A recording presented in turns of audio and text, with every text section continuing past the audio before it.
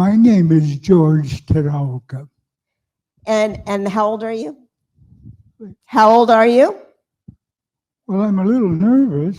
Is that what you want to know? No, but it's okay. You don't need to be nervous. We're all family here. Well, I feel very honored to be part of the program. We're honored. Huh? Are we not honored? Yeah. Don't be silly. Don't be nervous. Oh, okay. So I just want to know how old are you now? How Old. Let's see. Last I remember was 100. Wait a minute, 102. What? You'll, 2 or 3. One. hey, don't make yourself older. Come May 13th. May 13th. That's Yeah, only be what? Next year. No, this year, May 13th. You're going to be 102 in a couple of weeks, like a week and a half. That sounds about right. Yeah. Take my word for it. So I wanted to ask just some basic questions. How old were you when you were in camp? Let's see. When the family reported to the internment center, it was May 13, 1942. Well, I remember that day because it was my 21st birthday. Yeah. And subsequently, let's see, I got out of camp a few days, about a year later. But gosh, what I learned in camp changed my whole life.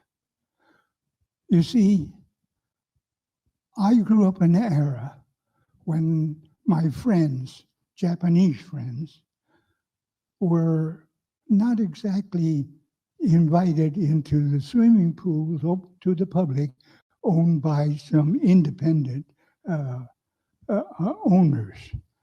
And my thoughts were, I want to be an American as much as possible. So in order to be an American, I have to be a Christian, be able to speak the language, and etc. But at any rate, at this time, Pearl Harbor happened. And gosh, you're no longer considered American. All of a sudden, you're Japanese, and we're to evacuate from our era. It's a little difficult to understand. But when I thought about President Roosevelt's decision to evacuate all the Japanese, then I began to wonder, what was his reasoning? And I thought it was fantastic. You see, when Japan invaded Pearl Harbor, and they could invade the United States anywhere from Southern California all the way up to, and when the Japanese should invade, they can't tell the difference between the Nisei and the Japanese soldiers. So the best thing to do is clear away all the Japanese, so when an invasion should be, people could shoot at them and kill them. Well, that sounds like but gee, that put a bad situation for people that would look like Japanese, which are, I am a Korean. They have to wear, everybody begin to wear little badges that says, I am Chinese, I am Filipino, or I am Korean. Well, anyway, if that was a reason for our evacuation, so be it. But one of the question that I often had was, we knew that the whole idea of being forcibly removed from your home was really unconstitutional. It was really un-American. And yet, I happened to be president of the local chapter of Japanese Americans at that time, and I was waiting for instructions from the higher up to see if there was something that we should be organizing to do. Not a peep. And so in the meantime, we all went back. Wow. Yeah. It was my first experience in a group living. And later on, of course, we were moving to Arizona. What is this place? Arkansas. Nebraska. What assembly center were you in? Which assembly center did you go to first before you came here to Arkansas? Came to Jerome. And I am always trying to make a conversation about what it is about the Japanese people that we're not asserting ourselves. It was one day that I was in a conversation with the Japanese minister, and I'd like to share this little principle of the Japanese culture that is fantastic and terrific, and I hope everybody will find it a little sense of inquisition to find out more about the Japanese culture, the whole Japanese scheme of things. And it's called, this minister explained to me, it was called Muga no Kyo. Muga means no self. Culture, Kyo was explanation for the word Kyo. So the whole Japanese system of life was based on this Muga no Kyo. Not everybody knows this. And when I discovered this, well, okay, so be it. And then and as I looked around and in various activities of the Japanese culture, I found out what a fantastic concept this is. And I'm not so sure that hardly any of you, as well as a lot of us that really understand this Muga no Kyo principle. Well, anyway, I could go on and on, but then that's not what you're here for, right? Yeah. Thank you, George. Okay, Rinko. You want to introduce yourself? Well, first, I'd like to say thank you for the T-shirt you gave. I said I was born in the year of the rabbit, and I had a rabbit with a moon on the background, and so you took the T-shirt and you gave it to me. Just to clarify, it was a hoodie. I was not topless. Okay, there is no nudity. But introduce yourself, Rinko, and tell us how old you are. Well, I was born Rinko Shimazaki, and I later married George Enosaki. I was born in Strathmore, California, in the San Joaquin Valley, 60 miles south of Fresno.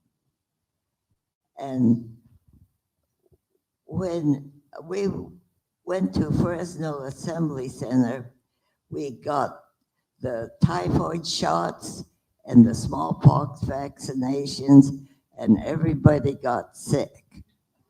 And we filled ticking with straw for our mattresses. And I don't know if you people remember, but for toilets, there were 6 hoses and running water underneath. And if you were sitting on the end when the toilet flushed, you might get splashed. So I really enjoyed Fresno Assembly Center because we could eat. Well, we were issued meal tickets because my brothers would eat in 2 other mess halls or 3 mess halls. So that's the reason they issued meal tickets. And I don't know what prompted me to keep a diary. And my first entry is on May 13th, 1942, when I said goodbye to all my friends. And I've written some historical facts, like when Hitler died, but most of it is about a boy crazy girl. So much for my diary. Okay, I'll let you get away with that for now, but we might revisit the diary in a minute. We'll keep going down the line. We'll come back to that. Rico, thank you. Okay, on to okay, and Lois. My name is Lois Morishita. I'll be 92 in August. And so, Lois, which assembly center did your family go to? We went to Santa Anita. Santa Anita, and then you were in. Were you both in Jerome and Rohwer, or just Jerome? Yes, Rohwer. Oh, both, or just Rohwer? No, just Rohwer. Just Rohwer. Okay. We were in the stables in Santa Anita. What was that like? It was terrific. Really? No. Lois, I'm too tired. I don't get sarcasm anymore. Okay, well, tell anything else that you want to share with us right now? I'm good. Yeah, okay. All right. Moving on. Hutch. Hi, my name is Hach Yasamura, but my first name is Hachiro. My parents ran out of names and gave me a number, so I'm number 8 son. We were living in Lomita, California, which is in Los Angeles County, and we too were ordered to evacuate to Santa Anita Racetrack. And again, horse stables converted into living spaces before they built, or at that time they were trying to finish up the assembly center. Only thing I remember about Santa Anita was picking lemons off the trees there. And I remember on one occasion, my older brother, Roy, put a item, something in the rafters in in the room.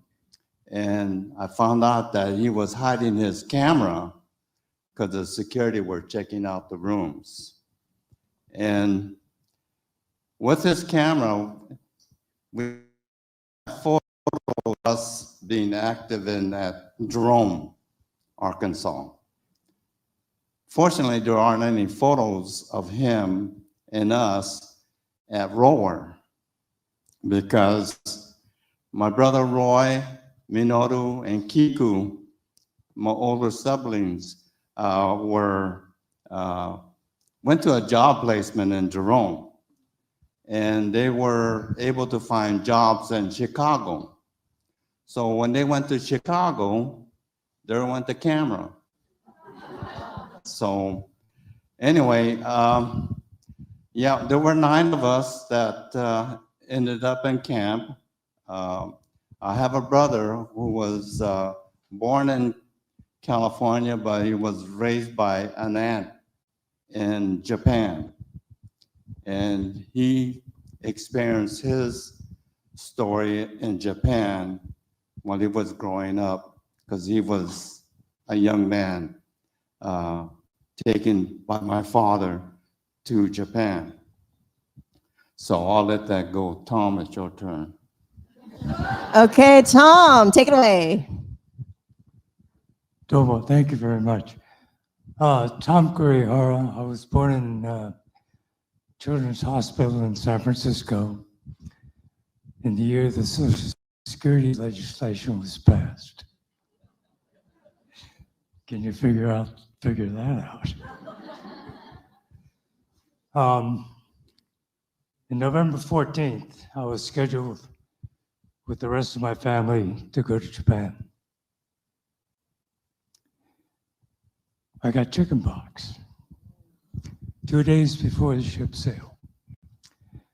So they couldn't take me on board quarantine. And we rebooked for December 14th when the ship came back. Well, I'm here, not in Japan. My father had to go to Japan because of a job that he took in Japan. And my mother and I went to Los Angeles to be with some relatives. We ended up in Pomona Assembly Center in brand new barracks, no horse stalls. And from there, went to Hart Mountain. And my mother asked for a transfer to be with her parents in Poston. In November of 42, we moved from a very cold Hart Mountain to a relatively warm Poston, Arizona. By the way, I tried to figure out how far I had to go. From my unit to the men's bathroom was approximately 50 yards. So as a 6, 7-year-old, 8-year-old trying to get to the bathroom, there was a fair distance that I had to go. Well, it turns out we also had a chamber pot. So that avoided the distance from our unit to the bathroom. I didn't empty out chamber pots. Thank you very much.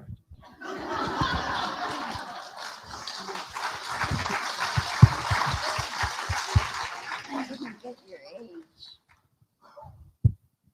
Oh, I thought you could figure out the. Sorry. My math is terrible. I am 88. Youngster. He's the baby. He's the baby on the panel. So I think what I would like to do is just start with audience questions, and I'm actually going to start really quick.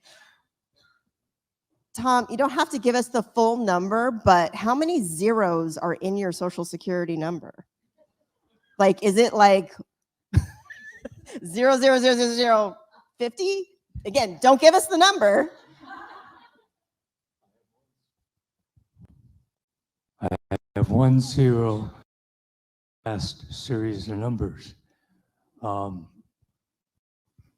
think I got my social security number after the war when I was in St. Paul, Oh, okay. but I don't know how they allocated the numbers and what it really means. Fair enough. Neither do I. All right, let's and Aaron's gonna run around. I'm gonna run around, but let's ask some audience questions.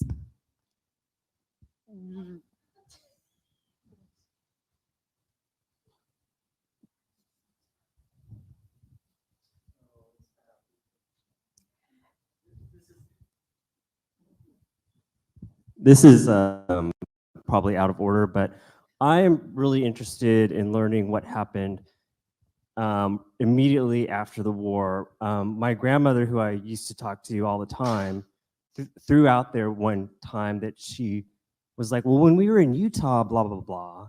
And I didn't know that. And so, and she told me it was not safe to go back to California. So I'm really curious about what that experience was like returning, and if you had to go someplace transitional until it was safe to return. I know some people on the panel's families ended up in other cities. So let me repeat the question. I guess the first question would be, how many of you returned to the West Coast after the war? So Hotch did. I know Rinko didn't. Tom, no. Lois, did you? Did you return to the West Coast? Chicago. You went to Chicago, and George, after camp, when you left camp, When I left camp, did you return to the West Coast? yes. You did. Oh, no, I was in St. Louis, Missouri, How long? about 9 years. Okay. So his question kind of was, what was that like? You know, either when you were in St. Louis, or for Hotch, if your family went right back to California, did that feel unsafe to them? Well, you know, one of my older siblings that I mentioned before that found jobs in Chicago, my brother Kenji, I think Kenji was probably about 19 years old and took the responsibility for the rest of us because our parents were Iseis, we're Niseis, I'm Nisei, and our parents were Iseis, so their primary language is Japanese. And we moved back to not Lomita, but Long Beach, California. And Long Beach, California, since our family were, let's see, we're a family of 6, we were living in a trailer home with 2 trailers. And there were many other people that of Japanese ancestry that were living in those trailers in Long Beach. And they were all also coming from various camps. So we went from a community of Japanese in camp, but you know, we became another community of Japanese in Long Beach at trailer camps. And I remember my brother Mutz, who was just above me, going into high school, he got into a lot of fights because there were a lot of name calling and facial gestures. And when he got into a lot of fights, he found out a lot of his friends that was going to high school were experienced the same situation. And so they form a group, a club, to protect themselves. Because my brother Mutz will mention the worst part of his experience from camp was coming out of camp, going back into the society. It was a very difficult adjustment. Thank you. Thank you, Hotch. Explain your experience going to St. Louis and your search for a job. Explain. Your experience in St. Louis, Oh. finding a job, etc. Well, anyway, my earliest ambition in life was to become an electronic engineer. And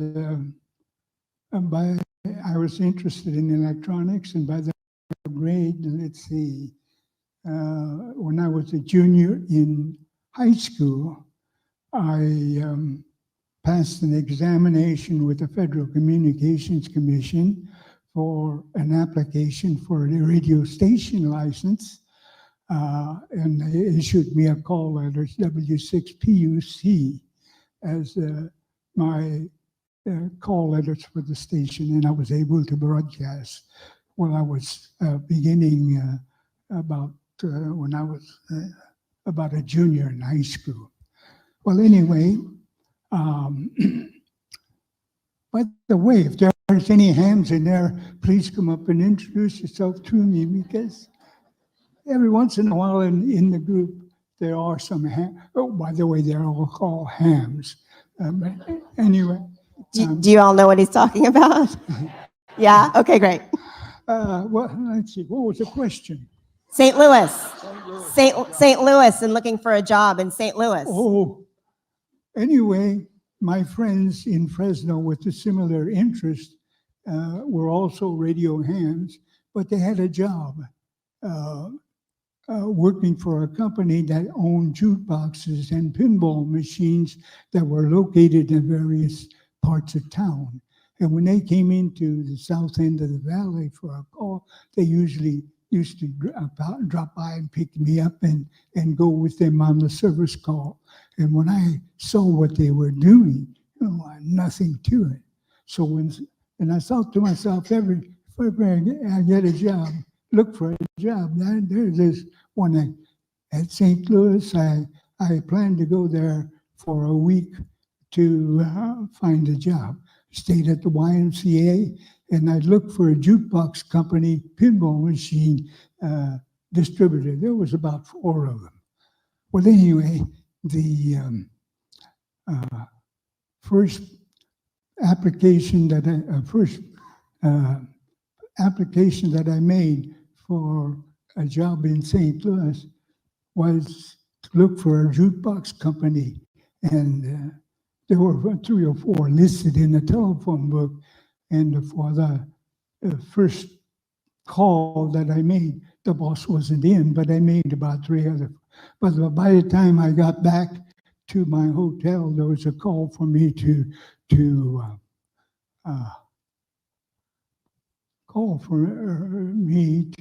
come in to see if they. You see, at that time, if you wanted to avoid a draft, you want to be in essential industry. You don't want to be in non. And so all of the people who are mechanics, electronically inclined, all went to the defense work. And here I come looking for a job that was full of vacancies all over town. Well, anyway, I was with the company for 9 years. During the course of time, when I introduced with my boss could look at you with one eye, with the other eye, you just screwed all over. You know, that was a unique a trick not everybody could do. But anyway, later on, I inquired about this particular experience when I talked to him. Oh, he used to be a pilot, and he used to run rum in from China. And instead of landing in a public airport, they would have a field, and he crashed, and he lost one eye. Right? Well, anyway, and that explained how he could look at you with one eye. All over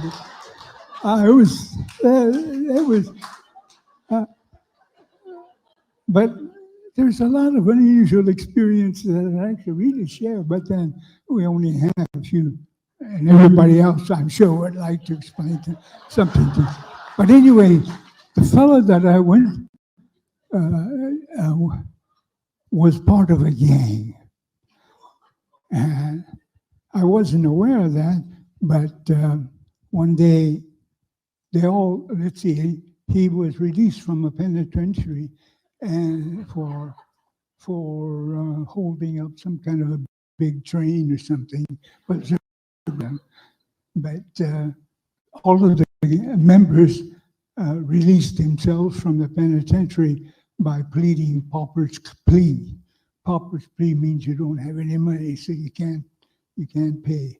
But anyway, he was in a jukebox distributing business, and then this one day the gang members wanted to know where that money was. That part of that money from the job that they did on the train. They want part of it. Well, anyway, it turns out that this. I don't know, don't tell this to anybody else. The gang members may be looking for me. But anyway, well, anyway, I'm gonna, no, I better not say that. But anyway, there were a few other people of other groups that are also in the business, but they were related to another gang. But you see, this is wartime. And these guys know what to do, where to get, anything they wanted. So if you wanted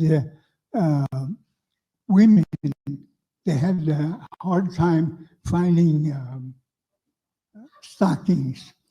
And if you wanted to get a nylon stocking, you see the nylon companies were in building parachutes and defense industry stuff.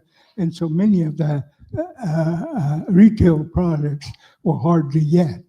Well, not with me.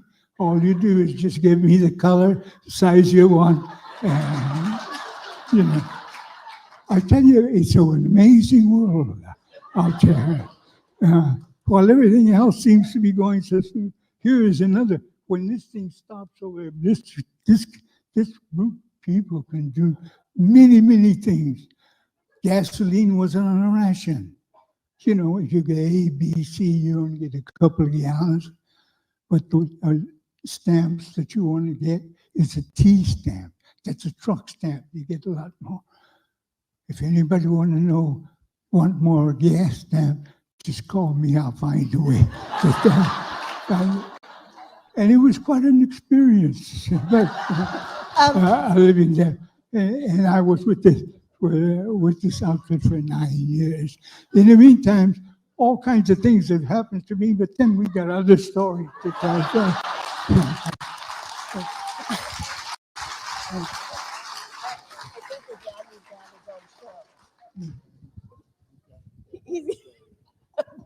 Okay, thank you, George. Yeah.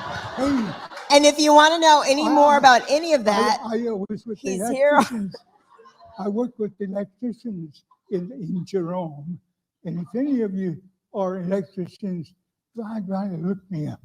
Anyway, yeah. Thank you, George. Okay. Hey, Rinko, would you tell us why your family decided not to return to the West Coast after camp? Well, some of my family did. My brother Tom went to work at the Toil Ordnance Depot in Utah, and then later they went back to Lindsay, back to his strawberry patch, and everything in the bunkhouse was still there in good shape. But what about you?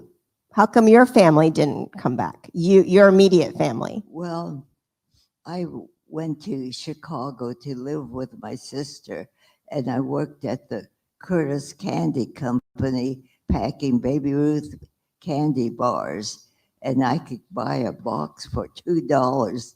And when I took it home to my mother in camp, she was delighted.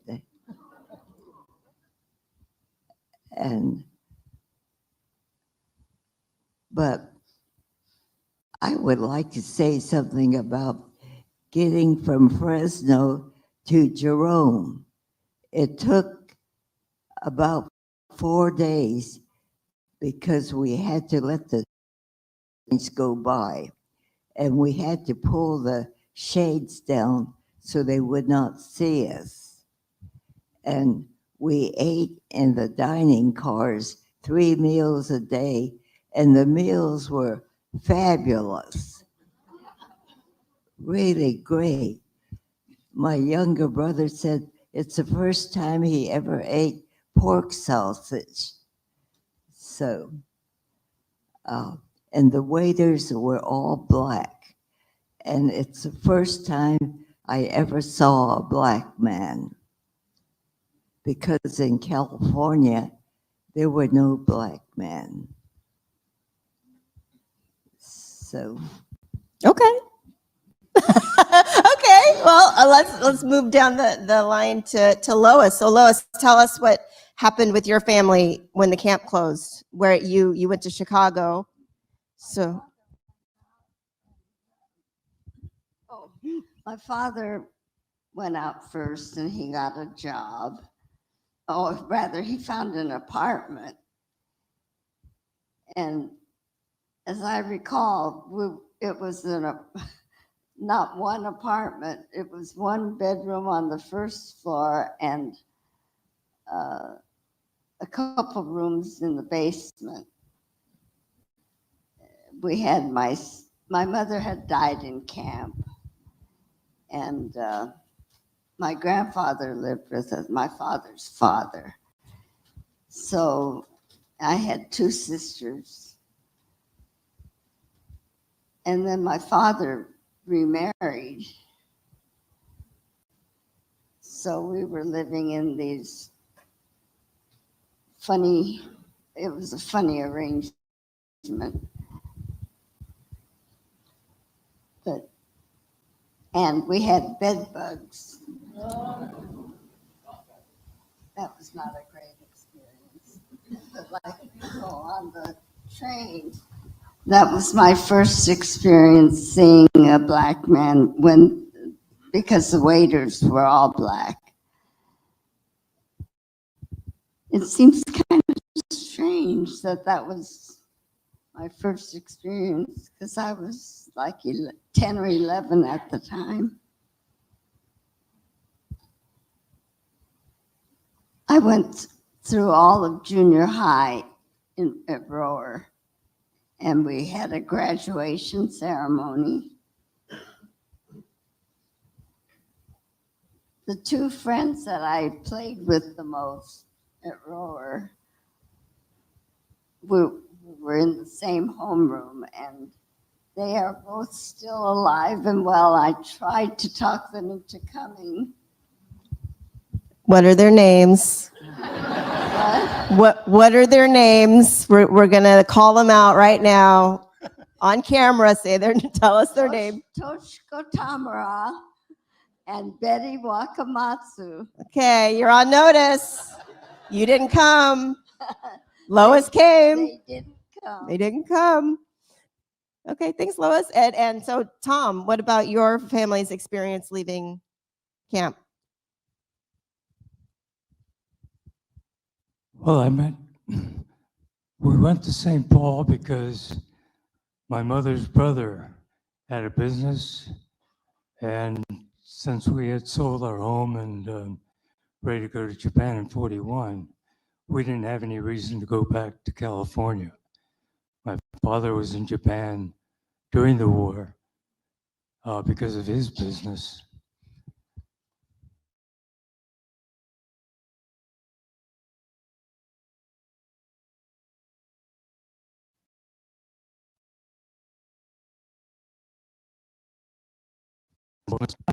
Dutch colonial two-story house.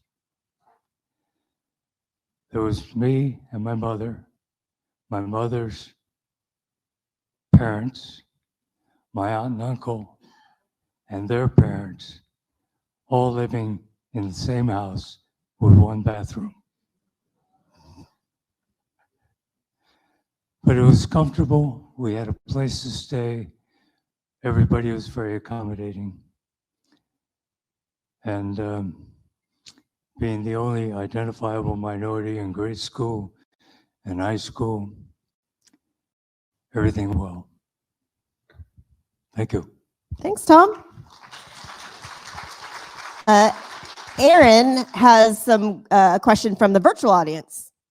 So this is a question from Ian Martin, who says, my grandparents were also sent from the South Bay area, Gardena, and then went to Santa Anita before going to Rohwer. Did many of your friends from the same community also end up in the same camp as you? Or did you primarily make new friends in camp for social things? So the question was, where you came from before you went to the Assembly Center, whether it be Lomita or Lindsay or whatever, did most of the people, your friends that you had before, go to the same camp that you did? Or did you end up having to make new friends wherever you ended up, whichever camp that you ended up in? For me, I was 5 going on 6, so I don't recall. I'm sure I had friends in the neighborhood in Lomita, but I don't recall. But so I ended up meeting a lot of friends in camp. Yeah. Let's see now, Lois. We already called out your other two friends. Is there anybody else you would like to publicly shame? I love that.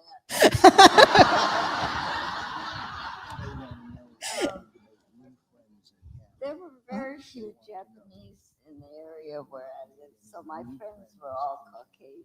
In camp. Okay. Well, and clearly they didn't go to the Assembly Center with you. Okay. How about you, Rinko?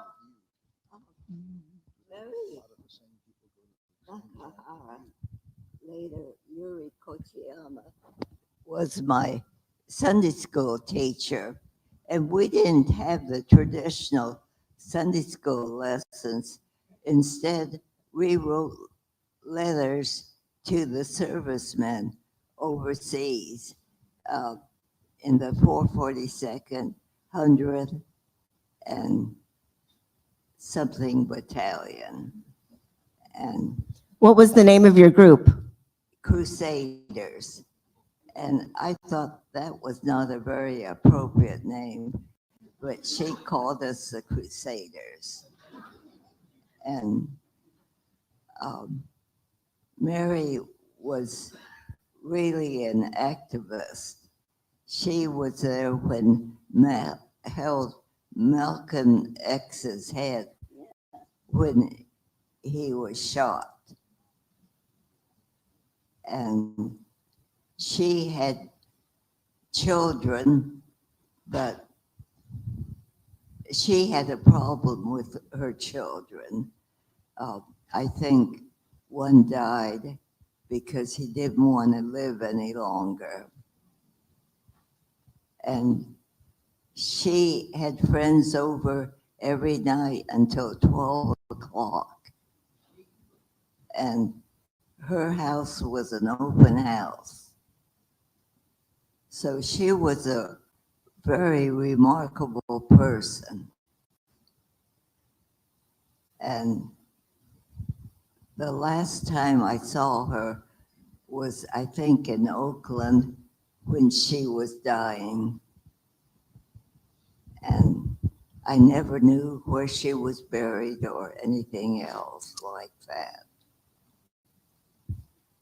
Okay, thanks. No, you can hang on to that.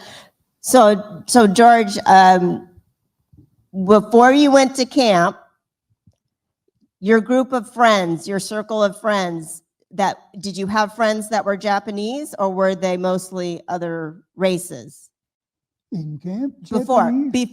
before camp. Huh? Before camp. Before camp. Well, yeah, what's the matter with that? There's nothing the matter with that. I'm leading up to the question. So did they go to the same camp as you, or did they go to did you end up separated from your friends that you had beforehand? Oh, yeah, well, I had many friends that were Japanese or of any other group as far as that goes. But then, what's the problem with this? Nothing. Did they come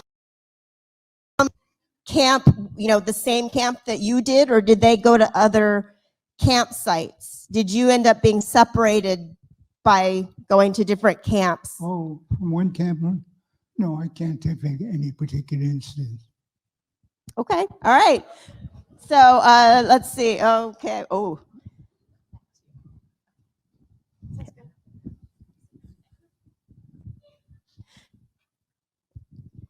My family's here with 3 generations. We have my parents are both in camp, my sisters, and my children, niece and nephew, who are Gosei, 5th generation. What advice do you have for the younger generations, either from your camp experience or what it means to be a Japanese American? Do you want me to repeat the question? Yeah. So what advice do you have for younger Japanese Americans like Gosei, and either from your experience in camp or just being Japanese American? I know that's very broad. So For me, it's, in Sacramento, that's where I'm living now. We have time of remembrance on February 19th. And the chapters of Sacramento JCL and Florence JCL and Placer JCL, they put on a time of remembrance. And what's good about that is the young people are coming to learn about what happened during World War II while we were all in camp. And the other part of it is the pilgrimage that are happening. For instance, this one and Manzanar, Tule Lake, many of the 10 camps are having their pilgrimage. So it's great to have young people out here participating. Thank you. Does anyone else want to answer that question? Tom? I guess my comment is I would wholly agree with you that good to have them at the pilgrimages. Thanks. All right, let's take one more from the virtual. So we have a question from Alden Hayashi, who will also be part of our author panel tomorrow, hopefully. What was school like in the camps? Were you able to keep up with your studies, or did you find after you left camp that you had fallen behind your classmates who had not graded? Wow. Okay. So we know that George was 21, so he was already out of school. So Rinko, you were 14 in camp? 14 or 15. Did you feel like you kept up with your studies in school, or did you feel like when you came out of camp you were behind? We had school in camp, and my brother Ira taught mechanical engineering, and then we had teachers from outside of camp come in and teach us, like Miss Cash taught American history. And then there was this old man who taught math, but he was such a poor teacher that I figured he just came to get a job. That's fair. But my mother got stomach cancer in camp, and she took a special train out to Utah where my brother Tom lived, and they opened her up but closed her when they saw what it was. And she was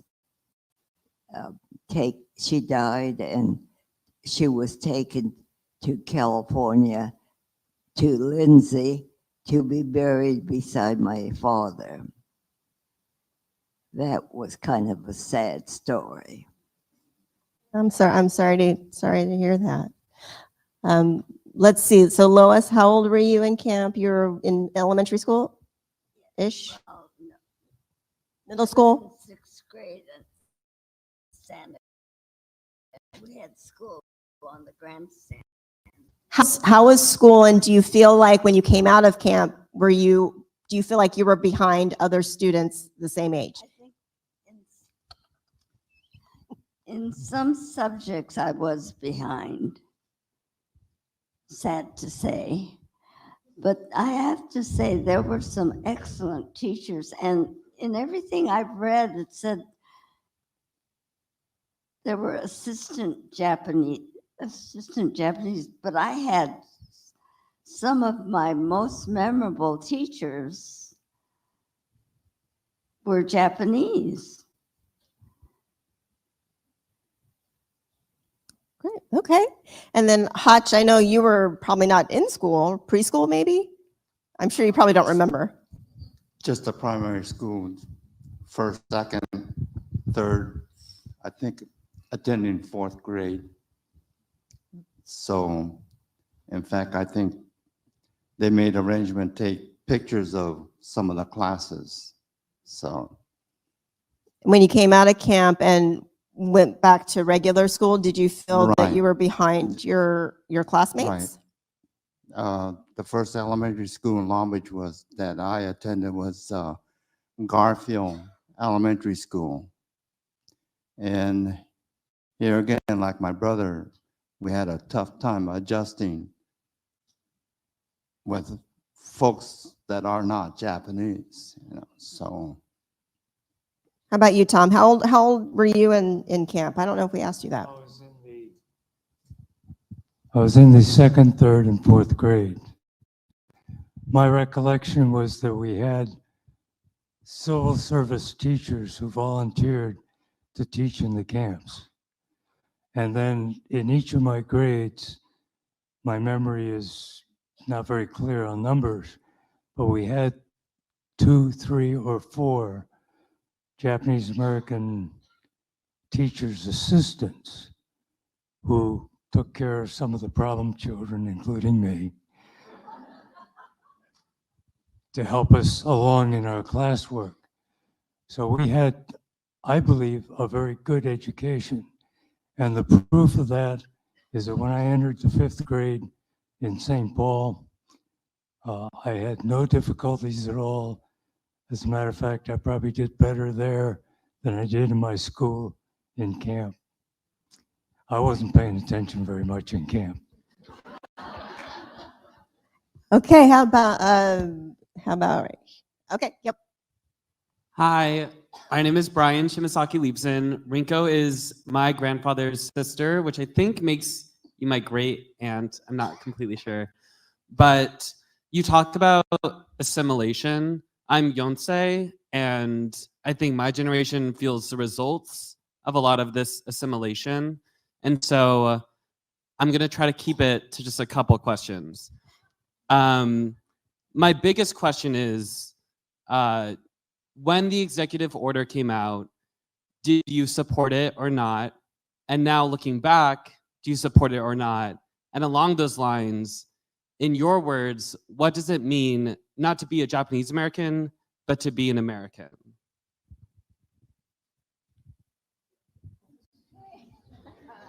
All right. Okay. Well, let's see. Now I know George kind of answered about EO 9066 before, but I'll ask you. So, George, to you, what does it mean to be an American? What does it mean to be an American? Well, To you. I think if we understand the Constitution, if we understand the Constitution and live accordingly, you are an American. Yeah. How about you, Rinko? I didn't quite understand the question. Well, that was your great grandnephew. So the question is, when the executive order came out, what did you think about that at the time? Did you have any thoughts, or were you not really thinking about it because you were too young? Well, I thought that was a law that we had to evacuate, and we had only 2 weeks to get ready to go. And I thought about the people like the Kaku grocery store that had fresh meats, vegetables, and fruit. How did they were able to close in 2 weeks? And how about the rice farmers? There were a lot of businesses that had to close in 2 weeks. And I thought that was really tough. To you, what does it mean to be an American? I almost feel like this is a beauty pageant. So Rinko, what does it mean to be an American to you? Of course, I'm American. I know, but what does that mean to you? I've always prided myself in being a Japanese American. Perfect, yeah. How about you, Lois? Do you remember when the executive order signed, or were you kind of on the younger side? I don't recall it really affecting me. How do you feel about it now in hindsight? You know, what are your thoughts about what happened? Oh, it's infuriating now. And to you, what does it mean to be an American? I think it's everything. to me. Okay, great. And thank you. So, Hotch, I know you were way too young to actually have thoughts at the time, but now, in hindsight, as an adult, how do you feel about it? When I became active in the JCL chapters and time of remembrance, those events had made me more realize of what Executive Order 9066 that's signed by Franklin Delano Roosevelt in terms of being unconstitutional and removing all the people of Japanese ancestry, whether you were a citizen or not. And now, what does it mean to be an American to you? Well, that's a heavy question. No. It is. It's a very heavy question because, we still face discrimination. We still face hate crimes. And we face all these events that happen in terms of gun violence. It's a very difficult question. And we're hoping that many of us will support the congressional HR 40, a redress for African Americans.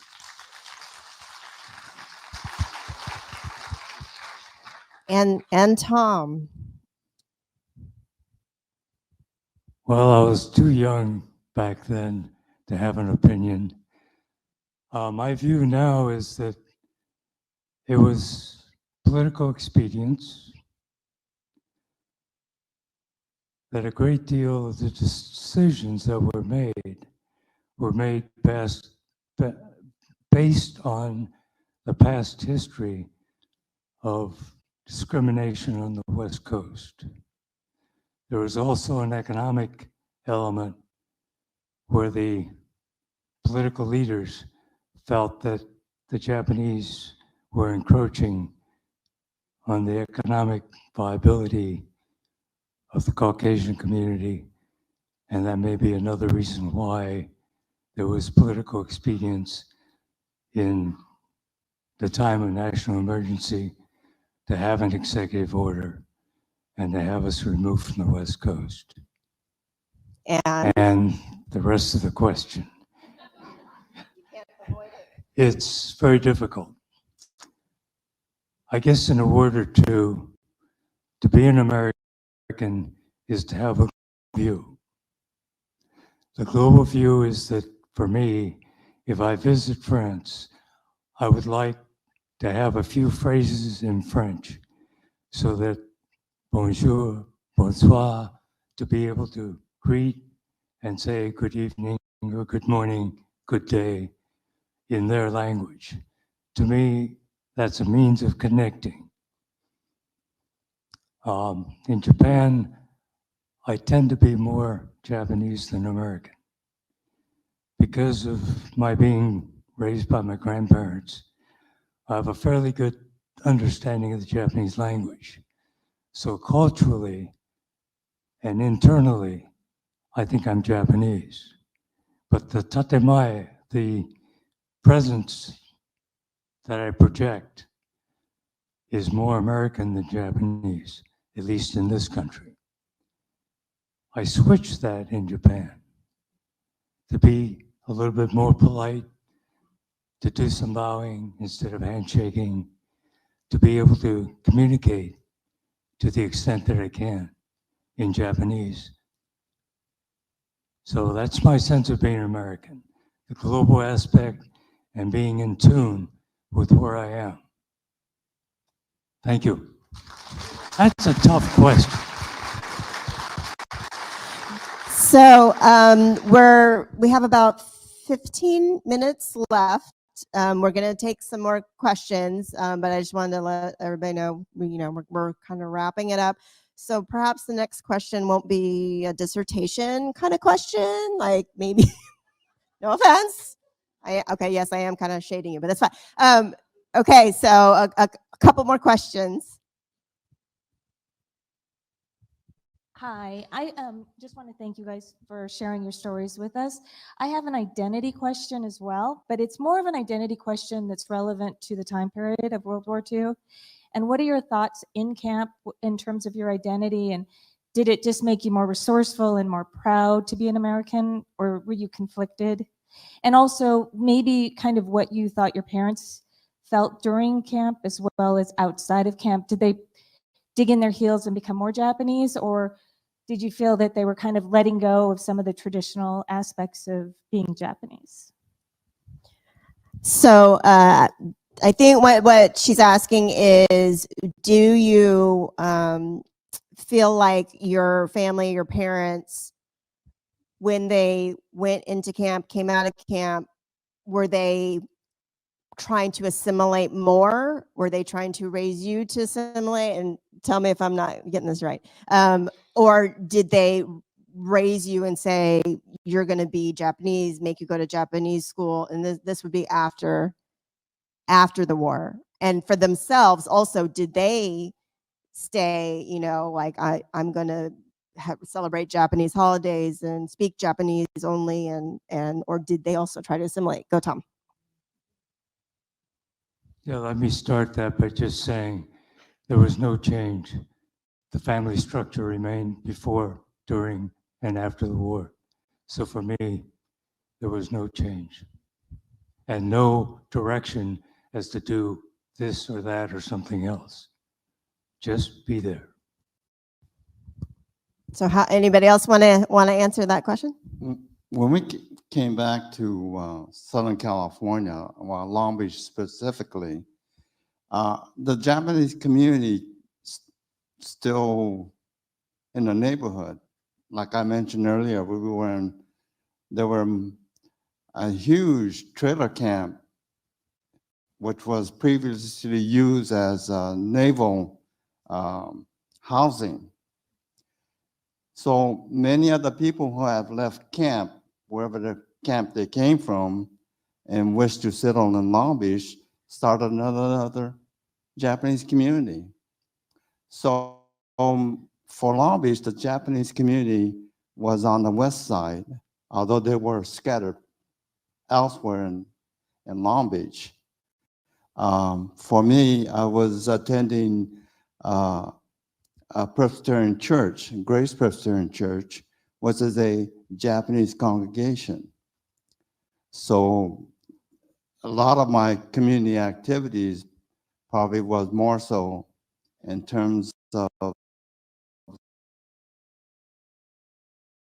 getting involved with civil rights issue in Sacramento, which broadened my perspective of working with other Asians, Southeast Asians, refugees, and so on. Anyone else want to answer the question? George, do you want to? Well, it never occurs to me whether I'm one thing or another. I've always felt that I was an American. Yeah. Yeah.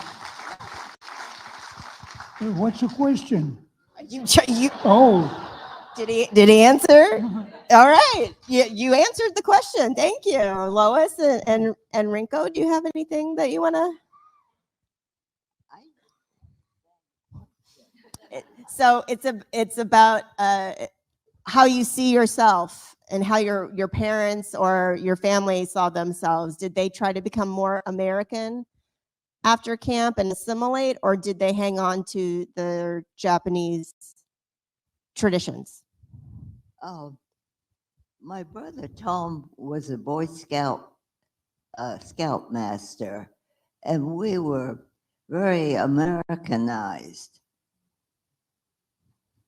Okay, well, thank you for that. And Lois, do you have anything to add? I think my parents remained kind of, I mean, they did stick with,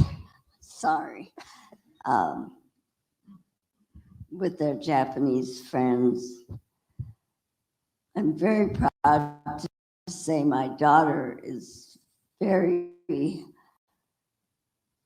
She has raised her girls to be very proud of their Japanese American heritage. She's taught them everything about, she has a big Oshogatsu thing at their home.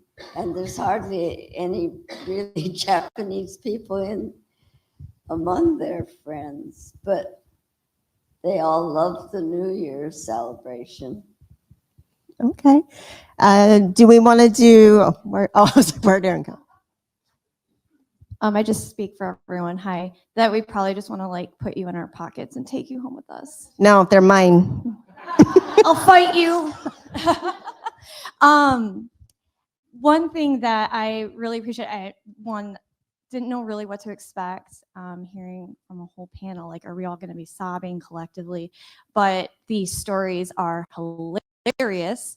Do you think that camp helped to form your sense of humor as you went through it, whether you were younger and older, but then, as you got older, and passing that on?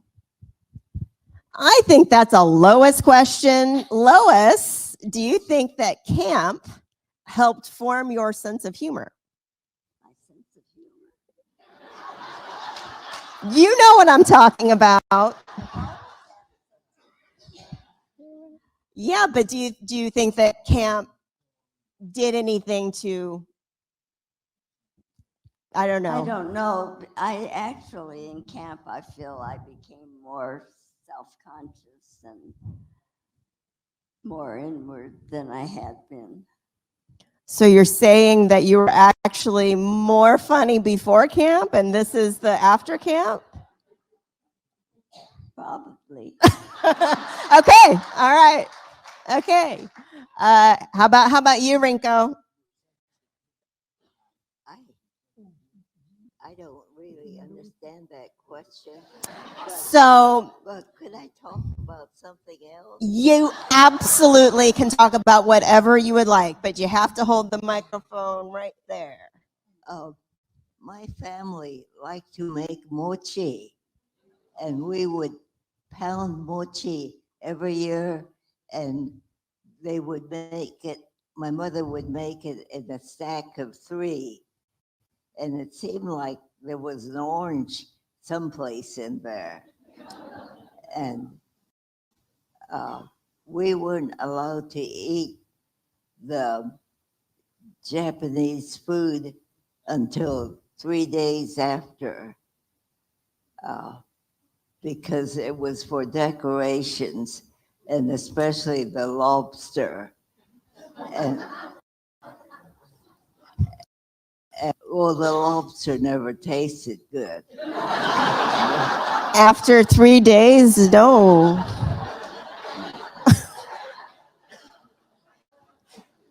But we always loved Japanese food. Like, my mother would make makizushi. That was my favorite, with lots of ginger, red ginger in there. Great. Okay. Well, let Aaron, do you want to do 1 or 2 more and then? Hi, my name is Becca, and next weekend is Mother's Day. So I was wondering if you could share a story about your mom. George, could you tell us a story about your mother? Could you tell us a story about your mother? Because it's Mother's Day coming up.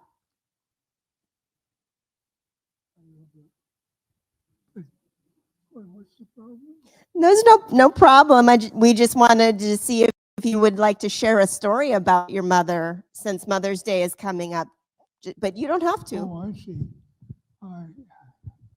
Give me a little time on that. Okay, moving on. So Rinko, we heard a sad story about your mother, but do you have a happy story about your mother that you would like to share with us? She was a hard worker, and she would come home and fix supper for the family and all the laborers. And I loved it when it rained in California, which rarely happened, because when it rained, she would read stories in Japanese to my younger brothers and me. Do you remember what stories she would read you? No, but we didn't, we understood a little bit of Japanese, enough to understand what the stories were about. Maybe about Momotaro. And just so that we all know, tell us what your mother's name was. Hatsu Shimasaki, because she needed to carry on the family name. And that's why she's not Ideta. My dad was Kulazo Ideta. But I'm glad to be a Shimasaki. We're glad you're a Shimasaki too. Okay, Lois, do you want to, well, first tell us what your mother's name was and then your favorite story about her. His name was Itoya, and one of my sweetest memories that I have of her, she was quite sickly,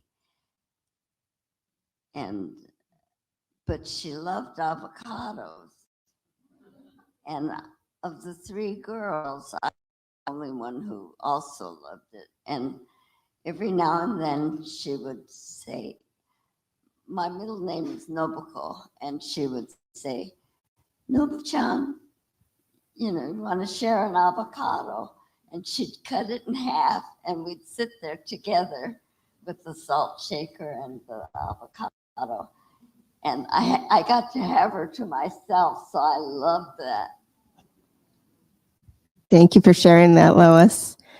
Hotch, do you want to tell us what your mother's name was and your favorite story? Well, we really appreciate our mom because, there were 9 of us that she primarily raised. Her name was Take Iwamoto from Wakayama Prefecture, Minabe. So she was an Issei. I don't think she was a picture bride though, because she grew up in the same community. So yeah, she spent a lot of time raising us kids. And when my father couldn't work anymore, along with my older siblings, she went to work for a fish cannery in Terminal Island. And although her primary language is Japanese, but there were other people that were working in the fish cannery of Japanese that spoke Japanese. So they would carpool to work. And this was where we were living in trailer camp in Long Beach. So to my mom, I would say arigato. Thank you, Hotch. Tom? Well, my mother was a very strong, independent person. Grace Tomiko Tambara is her maiden name. She was the primary breadwinner for her parents and me during the war and after the war. So she worked 2 jobs.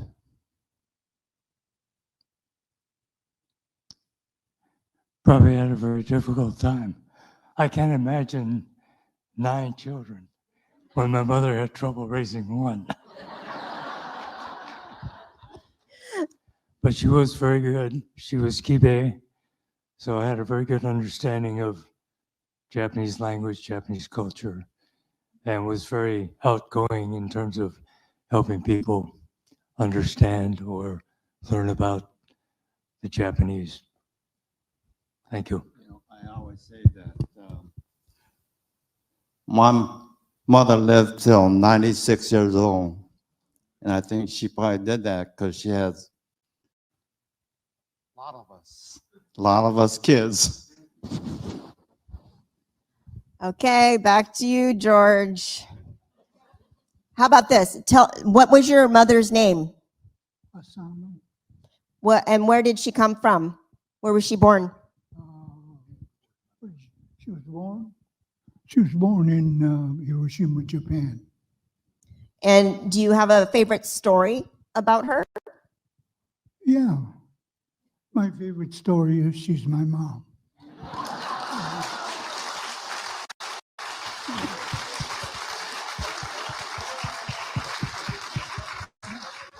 Okay, well, I cannot top that. And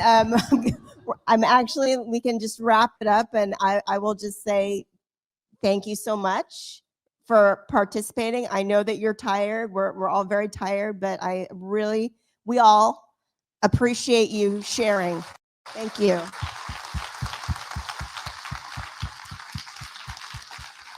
Oh, and Hotch would like to say final words. You know, you all met Walter Imahara yesterday at McGee. Well, David happened to have a book that Walter put together and Kimiko helped out. It's the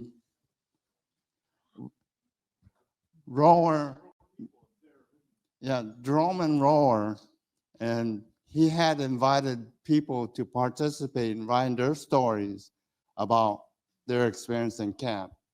And Walter is really behind this. Walter is now, his next project is to write a story of regardless what camp you went to. So I'm sure you can contact Kimiko about Walter's contact information.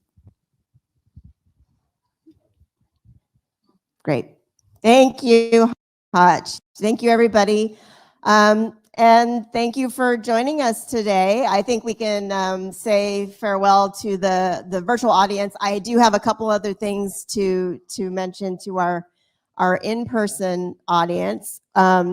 What I would like to do, and I know we're all tired, so I swear I'm not going to keep us very long.